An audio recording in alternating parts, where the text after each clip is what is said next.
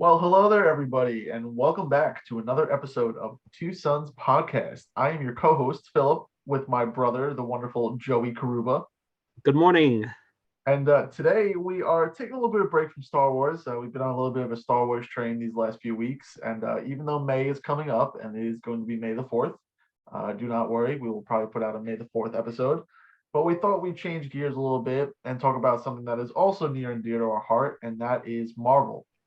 And the last thing we did Marvel related was the Rotten Tomatoes breakdown, which was actually really fun to do and was a really well done episode. And a lot of you guys enjoyed that.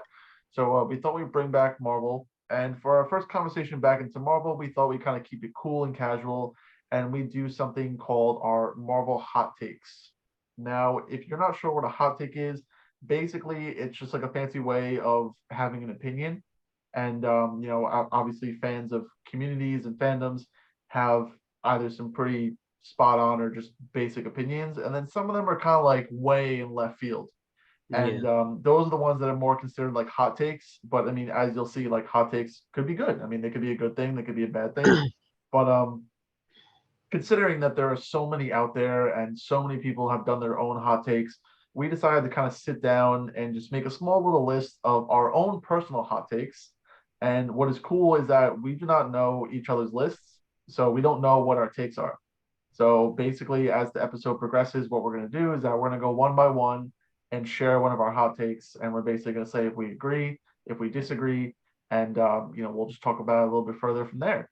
But before we jump right into it, it's good to be back. Sorry we missed last week. It's the end of the spring, so we're just getting a little busy with school. Finishing some finals and some final assignments and everything. So we appreciate your patience, and it's definitely good to be back.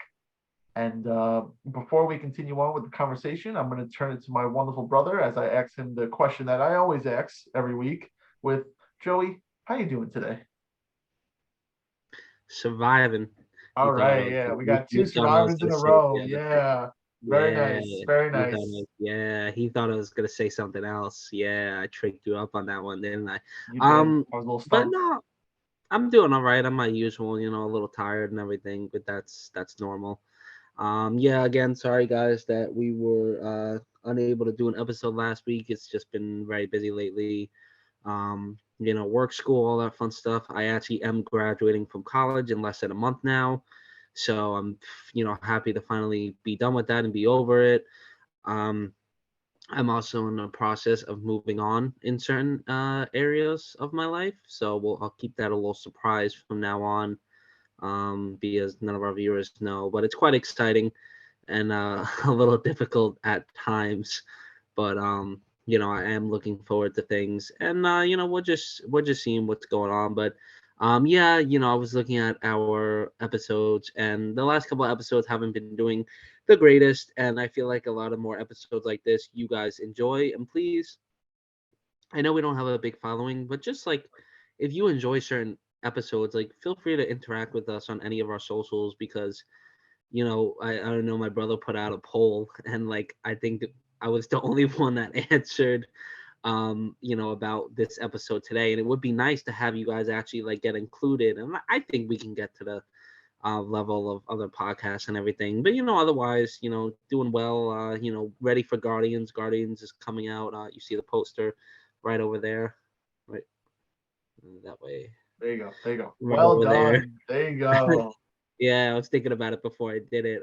That's the Guardians poster over there. If you guys cannot tell, so I am pretty excited about it, and I'm hoping to do a screening on Wednesday, and get a little early access to see how it is. I'm looking forward to. I'm not looking forward to bawling my eyes out, especially with Rocket and all that. But I am looking forward to seeing more of the Guardians. But how you doing, Phil? How you doing? How you doing? How you doing? I am doing fantastic, to be honest. I Wow, have my final day of classes tomorrow in person until I start the summer semester. So I'll have a good, already? Yeah, we still got like 2 weeks. yeah, I know. I have a good week or two off after that. So I finished the rest of my assignments. Classes are going to be done. I got like one more thing to do after that, and then I'm all good for the semester. Um, Nice. Star Wars month is coming up, so of course, we're super thrilled about May the 4th. I'm looking forward to these Funko Pops that are coming out, these Legos that are coming out. I've been having those financial battles every day, trying to figure out what makes sense. Yeah, But I'm in the no, same boat. right now everything's pretty good. Probably gonna be doing some more dog sitting, so that'll be fun. Um, but other than that, might be taking a surprise trip up to New York at the end of May for someone's special day, but we'll have to wait and see. There might be some developments in the work there. My special day, my So graduation, it's my your day. college It's your graduation. day. It's your day. It's my day. It's It's your my day. day. That's right. That's right. It's your day. You worked hard. You did. Yes, Spider-Man. Spider-Man. Yeah, yeah, you did. You did. Son of a bitch, he fell. Hold on, But stay. yeah, otherwise, pretty good. So excited to be back and excited to get into today's episode because this will actually be the first Marvel episode on the YouTube channel. So that will be Oh, pretty cool. So and like as we make videos for the YouTube channel, like you'll notice that like I put them in playlists. So any videos that we do like for Star Wars will be like in a Star Wars playlist. Same thing with Marvel, DC, et cetera, and et cetera. That way mhm. it's just easier to find them, and I'm always very organized and stuff like that. So I mean, it's easier for me. It makes me feel better. So hopefully Yeah, it makes you guys feel better. Um, Also, real quick before we get into it, I've been appreciating all the love on YouTube. We only have like 3 subscribers, but I mean, we do have a couple of dozen views on each of the episodes. So I that's just want great. to say thank you for everybody, coming out and watching the episodes. I think both of our celebration episodes got at least 12, 13 views. I mean, which is still great in my eyes, honestly. It's Hmm. just cool that you guys come check it out and watch it and everything and show us some love on there. So just please keep looking out for more videos. I'll keep you guys updated. Um, when videos come out, say my brother will do the same. And yeah, just keep checking us out and come along for the ride. But without further ado, now that we got the introduction out of the way, we could dive into our hot takes. So I am really excited. Um, we are going to let my wonderful brother go first since I opened Ooh, this up with the conversation. So, ooh. Joey, I mean, you can go in numerical order. You can go top to bottom. You Mm. can just pick whichever one you want. So, go ahead. The floor is yours. So this is hard because I have a couple of them are probably going to come as surprises in the sense of certain things. But let me just start off with one that I've mentioned before. Um, but my first hot take for the MCU is Eternals is the change that the MCU needs. Um, this goes along with in the sense of the Eternals hate that it gets.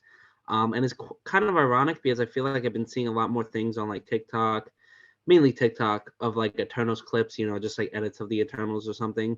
And I like look in the comments and everything, and like a lot of people are talking about like, oh, like you know, what's a hot take, but I actually enjoyed the Eternals, or blah blah blah. But I think that this style in the MCU is something that they need to keep on doing.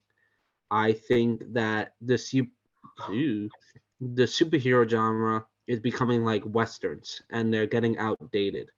I think again, they can make a bunch of shows, they can make a bunch of movies, but in all realistic, the whole hype that was around the MCU leading up to Endgame, it's much different now.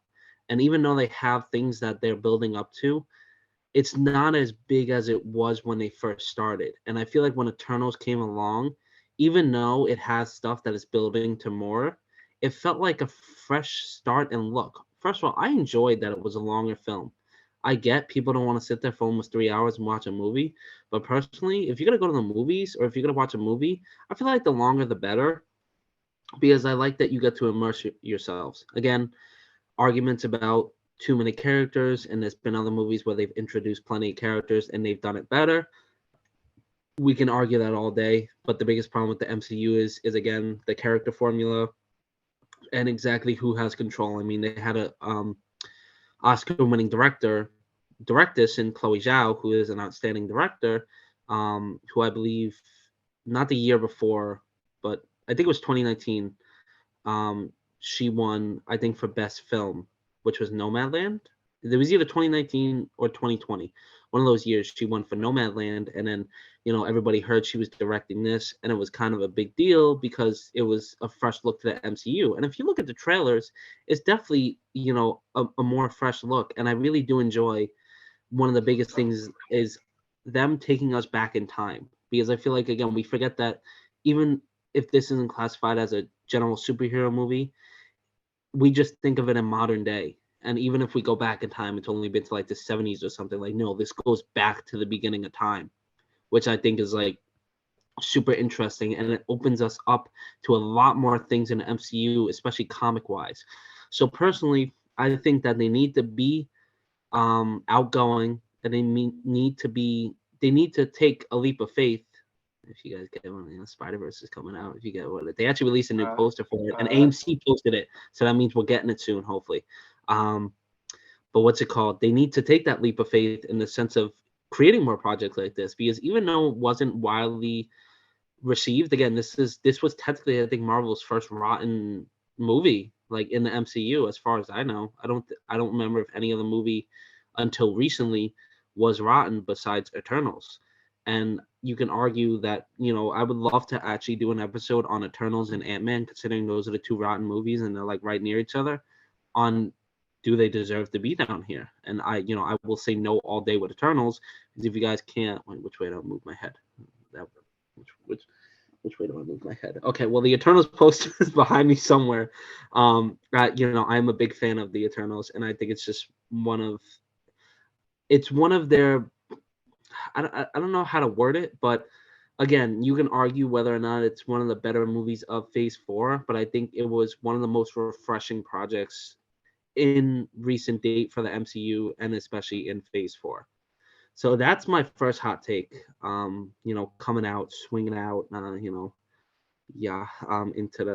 this little debate we got going on here. Take a sip of my iced coffee. Honestly, I agree. I agree with your take. I think it's pretty valid. We have definitely showed a lot of love to Eternals on this podcast. We've done I think almost 4 or 5 episodes, just on breaking down the movie and then breaking down the characters. So we've showed some super love to this movie, and I was one of the people going to the theater that really enjoyed it. I mean, honestly, I didn't find anything wrong with it to begin with. I mean, looking back on it, I think definitely some parts of the story are a little dull or boring, but I mean, honestly, Yeah. that's just kind of what you expect, when it comes to introducing a whole new cast of characters and introducing a whole new style of movie. You're never going to have perfect cinema. There's always going to be something wrong with something. But I definitely think it was the first necessary step that Marvel had to take to kind of branch away from the Avengers timeline. And I thought it was great. I mean, honestly, I don't understand all the hate about it. I mean, I think we kind of agree that the reason why people hate it so much is because it's not, Avengers. It's not the Avengers MCU timeline. It doesn't have any of their beloved characters in it, and it's a bunch of people that they don't know. But the story was well written. It was very easy to follow. You were able to, connect with and get to know all the characters in the allotted time. And I'm excited for the future of Eternals, because obviously the way it left off with the post credits, we think there's going to be a second one.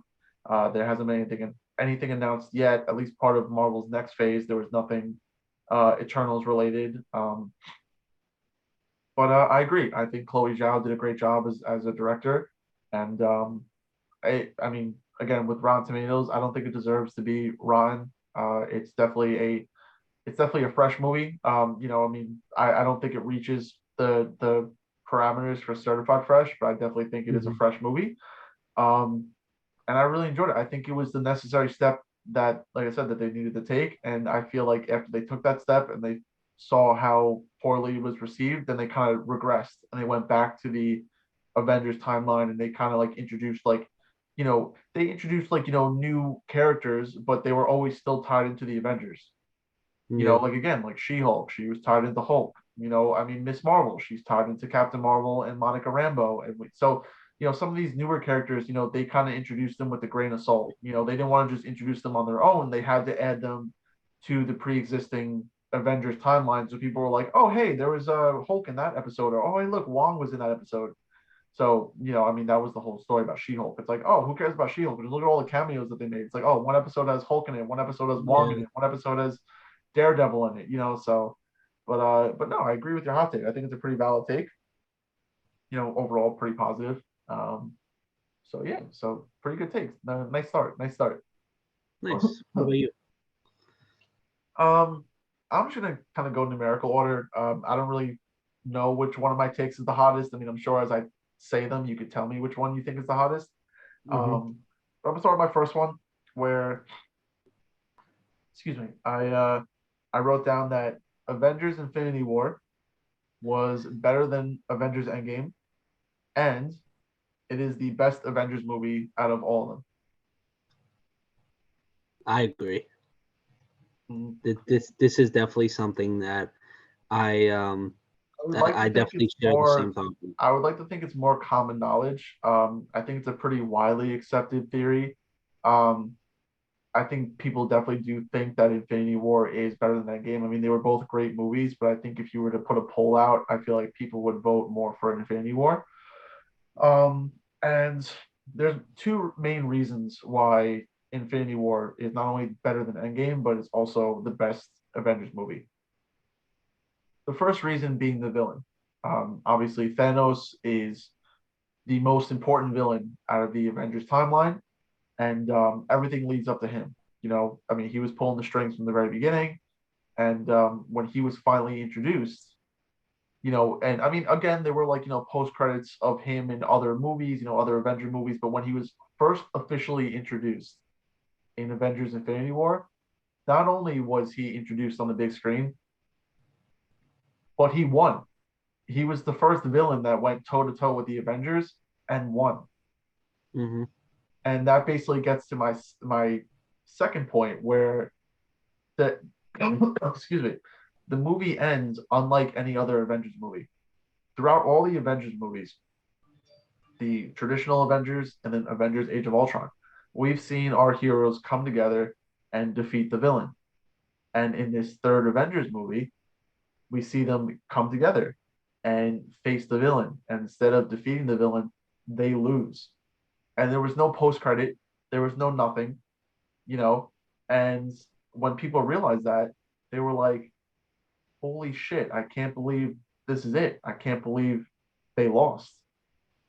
And I mean, it was the first time that's ever happened in the Marvel Cinematic Universe. Every single movie for every single superhero always had the villain coming out. I'm sorry, always had the heroes coming out on top. The villains were always defeated.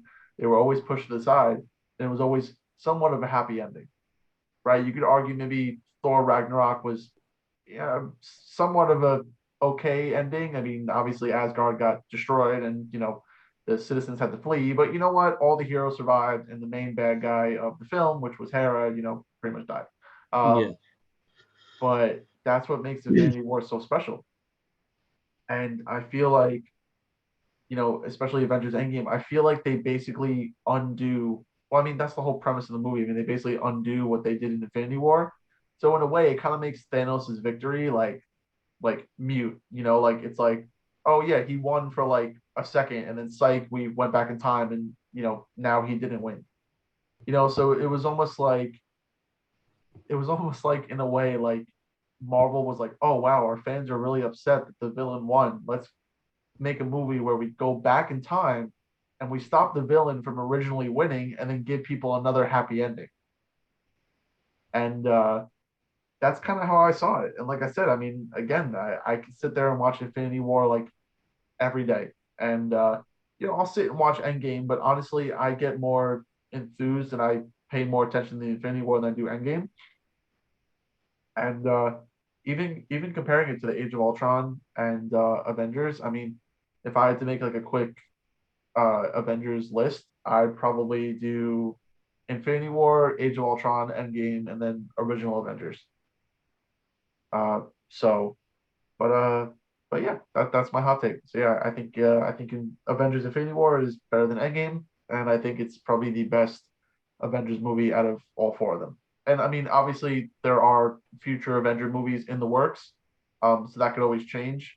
But yeah, that's my first hot take. So coming out of the gate, swinging, I'm swinging double-handed. I mean, lighting some fires, seeing seeing getting a reaction out of people.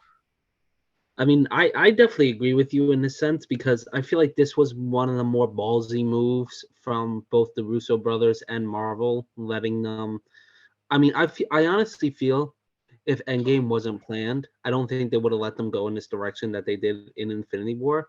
But I genuinely do think Infinity War is the peak of Marvel in the sense of, again, like the Avengers are, the team that's supposed to stop everything, and basically Thanos made them look like bitches. Like, I mean, half the movie was basically him just absolutely blowing them out of the water with several different things. And again, I really enjoyed that he made them look like he made them basically,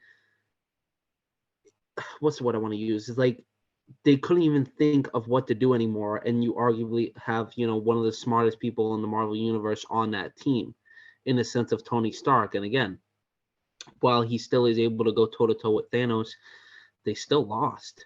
And again, all the fights, all the team ups. I mean, virtually, I feel like this. If I think of like a film that is near being perfect, this is one of them.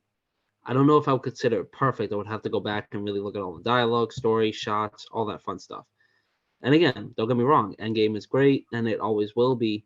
But I feel like rewatching Endgame isn't as enjoyable as Infinity War. Infinity War just has that. It has one of the best entrance scenes of all time with Thor. It has one of the best final battle scenes, and it has one of the best endings to a superhero movie. And it also has one of the best beginnings. I mean, arguably, it is one of the best, if not the arguably the best film in the MCU. So I mean, it's a hot take, and I think it's talked about a little more often than other takes. But I think it's because people are starting to realize that after, Endgame came out and the hype died down a little bit, they kind of realized it, because I feel like Endgame is, it's something you're gonna watch for the first time, and it's gonna be the biggest thing. And then after you go back and rewatch it, it doesn't hit as much. Yeah. I feel like Infinity War keeps that punch, even though at the end, like, Thanos is going to win. It's just like, I think it's kind of such a shock, Yeah. in a sense, that they actually pulled that stunt and did that. So I hope MCU has the balls to continue to do that again in the future. But we'll see. Especially when you bring in bigger villains such as Kang, and if you bring in X-Men to the MCU, and then Doctor Doom. There's a lot of stuff they could end up doing. But I think that was a great hot take. Looking at my list, I realized I kind of got a lot of hot takes. So it's gonna be interesting to see your reaction as I go through my list. Yeah. So this isn't like, I think my next one, it's a hot take, but I want to say Michael Fassbender as Magneto is one of the best superhero castings of all time, and the best superhero casting in X-Men, better than Wolverine, Hugh Jackman. Now, personally, Magneto is one of my favorite X-Men, well, one of my favorite characters in X-Men. And I truly think that Michael Fassbender brought the character to life and made the X-Men movies, what they were. Obviously not, the first ones, because it was played by Ian McKellen. But in the other ones, I think he portrays it perfectly. And I hope if they, bring Magneto back in, they could have him come back. But I just personally think, like, it's a character that I see him as playing. Like, like people see Robert Downey Jr. as Tony Stark. I see him as, Magneto. So this was not the sense of a hot take where I think people would really argue against me, but I do think that he is the best portrayal and casting of, somebody in a superhero movie. Like, I'm talking like over Ryan Reynolds, I'm talking over Hugh Jackman, I'm talking over Robert Downey Jr. I think he is the best in what he does as Magneto, and I think Magneto is the best part of the modern X-Men movies, like over Wolverine. Like, I'm sorry, but in my opinion, he's over all of that. Mm-hmm. Man, Yeah. that is some spice right there. Spicy. I honestly, that's not where I was expecting you to go with like one of your takes, to be honest. I mean, you kind of threw like a curveball at the left field. Um, I agree with you to an extent. I understand what you're saying by, like, sometimes you could just picture an actor and actress, and then you could be like, oh, okay, well, they would play this character phenomenally. Mhm. Like you said, you think of like Iron Man, Robert Downey Jr. It's like kind of like word association. It's like, I'm gonna say a character, you say an actor or an actress that could play them.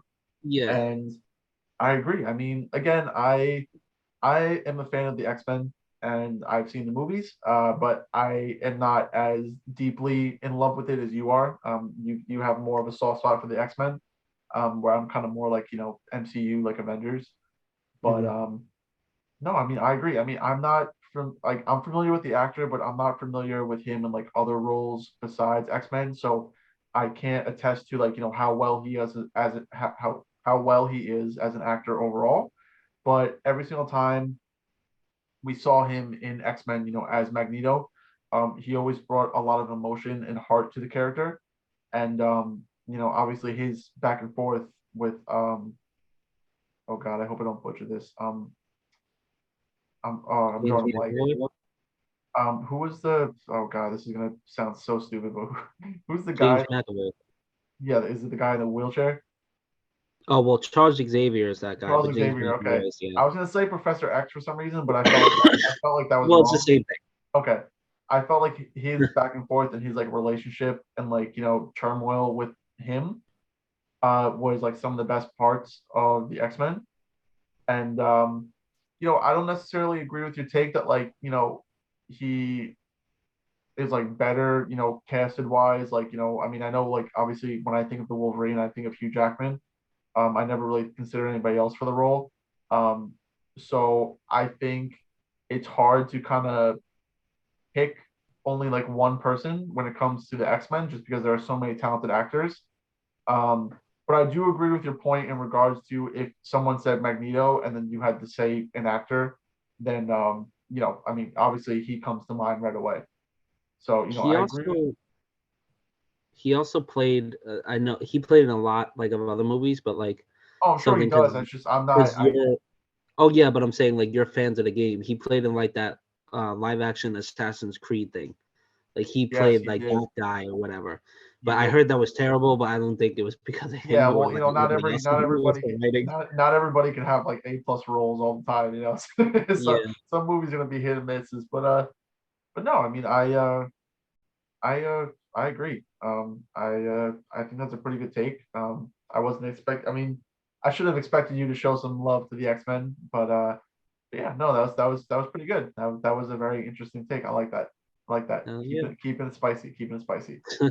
Um, all right, I think I'm gonna shift to my third one just because I see we have a little bit of time left for this part of the recording. So I'm gonna shift to this one because this one's kind of like short and sweet and can be talked about. So for the third spot, I have simply Thanos was right. Yeah.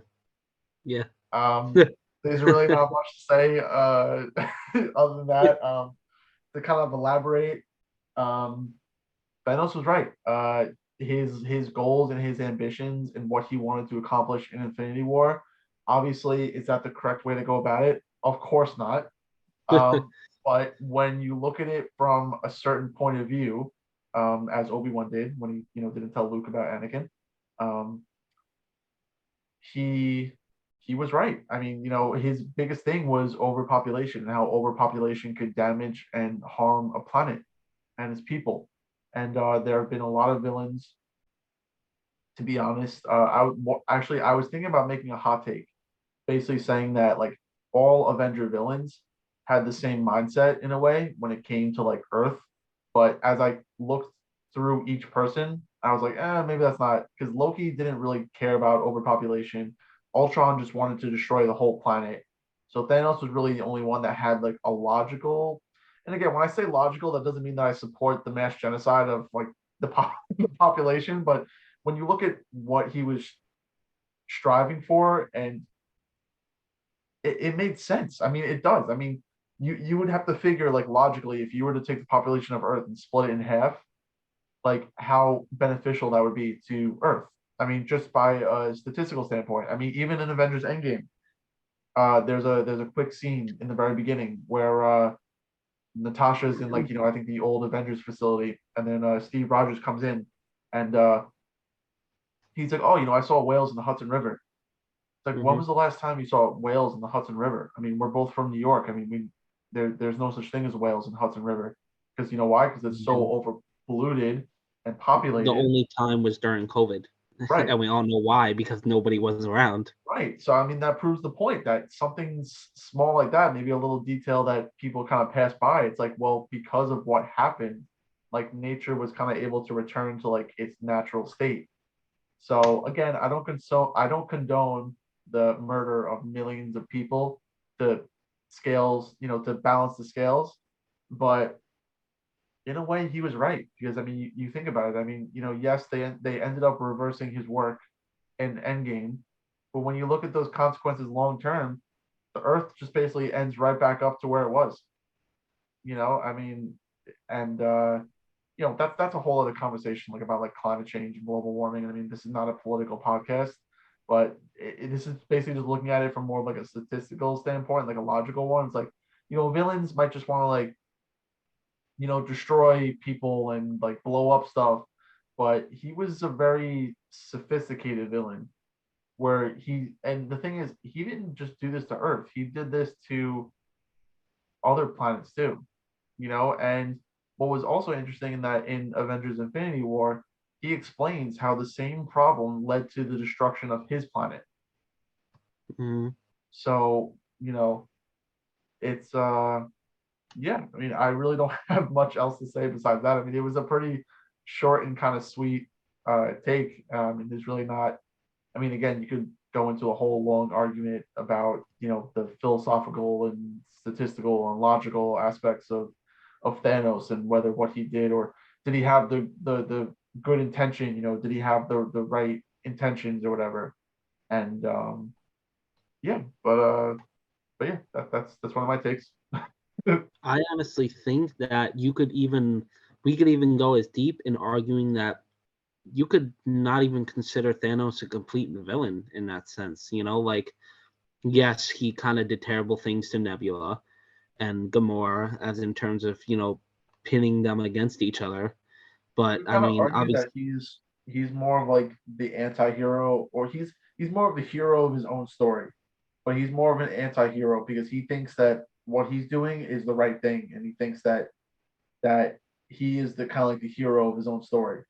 Like, yes, like, there's a small price to pay, but when this is done, you guys will be thanking me later, basically. plus, and even though it may not seem like it when you think about it, he was a merciful, like, I guess you could say he was a merciful, I don't want to say person, but he was a merciful, like, being in the sense of how he went about things. Like, yes, did he obviously bring his armies to, like, kind of destroy worlds? He did, but in the ways that he did it is because it's not like the comics. Again, he did this in the comics to please Lady Death because he wanted her. In this, he did it for an actual valid good reason. And again, obviously, it's not the way to go about things. But I mean, if you're going on that big of a scale, I guess it makes sense in the terms of how he would be able to accomplish it. But even when he explains himself on why he does it, it kind of makes you not sympathize with him, but you understand it. It's not a wide idea where we can't comprehend it. It's like it's something that you actually can comprehend, and that this is a not just global scale thing. It's a what do you want to say, universal or galaxy or whatever wide thing. So in the end, yeah, honestly, he was right, and you could even see the benefits of that in the sense in Endgame, and you could compare it to same life COVID. I Yeah. mean, we had almost our own thing here in terms of how we saw things change when nobody was around, and even though there still was people around, but obviously different story. Yeah, no, I mean, I think you kind of said it uh, nice there, where it's like it's not too far off where you can't understand what his reasons were behind it. So it's easier for you to kind of like just be like, okay, I see what his intention was, but that's not the way you go about it. Yeah. But it wasn't so far off where it was like so extreme where you're like, I don't understand why this person's doing what they're doing. You can kind of argue Mhm. the same thing. If we look at the MCU in the terms of shows, and we look at the I'm forgetting the group's name in Falcon and the Winter Soldier, but basically No, yes, yes, yes. and what their goals were. It's pretty similar to Thanos, and it's something where you can kind of like look at and like understand, but again, it's not the right way to go about it. Yeah. Um, so this is where we're gonna stop and take our break, and we'll be right back with the rest of our hot takes. Cool intermission time.